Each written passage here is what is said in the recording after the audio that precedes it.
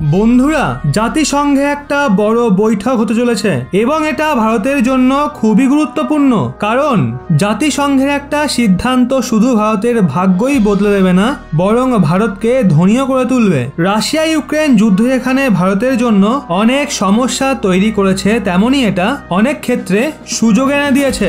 এখন জাতিসংঘের কোন সিদ্ধান্তের ওপর সমগ্র ভারতের নজর টিকে রয়েছে, চলুন জেনে নিই। আজ থেকে প্রায় 4 দিন পরে জাতিসংঘের একটা বড়সড় বৈঠক হতে চলেছে। আমরা জানি যে রাশিয়া ইউক্রেন যুদ্ধের কারণে খাদ্য সরবরাহ ব্যাহত হয়েছে।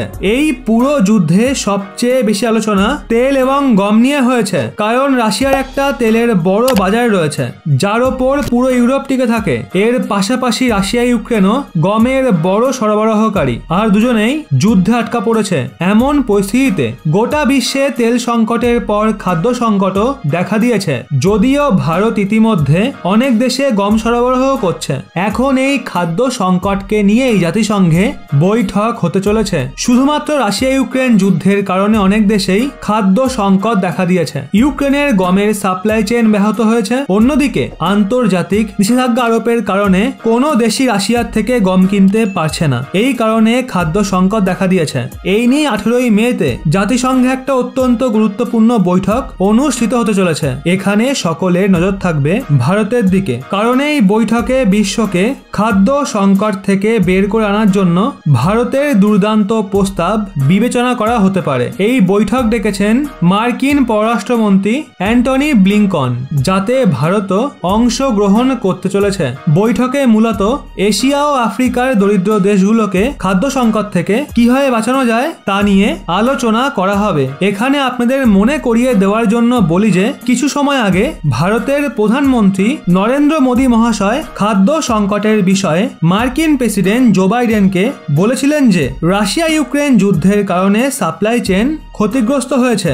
এমন পরিস্থিতিতে ভারত বিশ্বকে খাদ্য সামগ্রী দিতে প্রস্তুত আছে। প্রধানমন্ত্রী মোদী বলেছিলেন যে ভারতের কাছে 1 বিলিয়ন 400 কোটি মানুষের জন্য পর্যাপ্ত খাবার রয়েছে এবং যদি বিশ্ব বাণিজ্য সংস্থা অনুমতি দেয় তবে আগামীকাল থেকে ভারত নিজেই খাদ্য সামগ্রী সরবরাহ করতে পারে। আসলে আমি আগেই বলেছি যে রাশিয়া এবং ইউক্রেন উভয়েই বৃহত্তম গম রপ্তানিকারক দেশ। তারা বিশ্বের বার্ষিক গমের 1/3 বিক্রি করে, কিন্তু এখন এই উভয় দেশই গম বিক্রি করতে পারছে না। এর পরিপ্রেক্ষিতে ভারত এগিয়ে এসছে। পরিসংখ্যানেও আমি আপনাদের বলবো ভারত কিভাবে গম সরবরাহ করেছে, যা অতীতের সব রেকর্ড ভেঙে দিয়েছে, এবং দেশের প্রতিপক্ষরাও ভারতের কাছে সাহায্য চাইছে।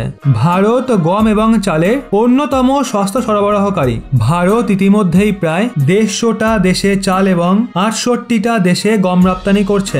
এশিয়া এবং আফ্রিকান দেশগুলো ছাড়াও এখন ইউরোপীয় দেশগুলো ভারতের দিকে তাকিয়ে আছে। আচ্ছা, আমি আপনাদের বলে দিই যে জাতিসংঘের খাদ্য কর্মসূচি বলেছে এই নিয়ে ভারতের সঙ্গে আলোচনা চলছে।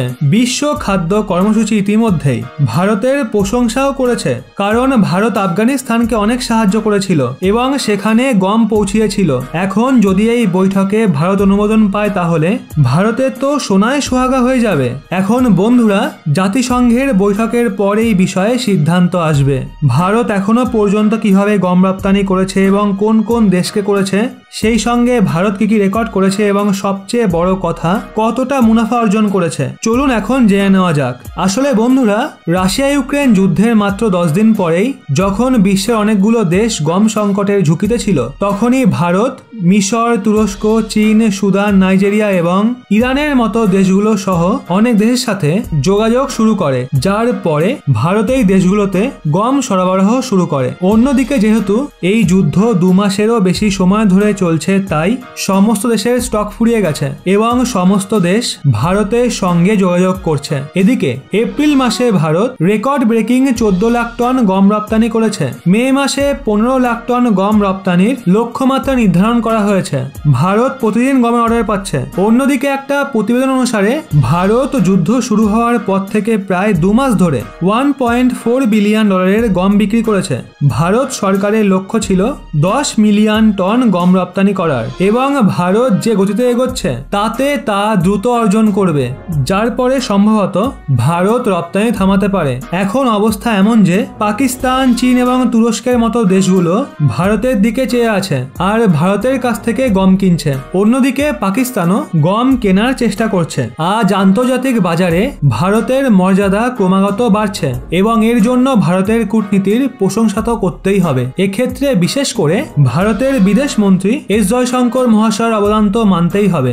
আপনারাও কি আমাদের সঙ্গে একমত? কমেন্টে অবশ্যই জানান।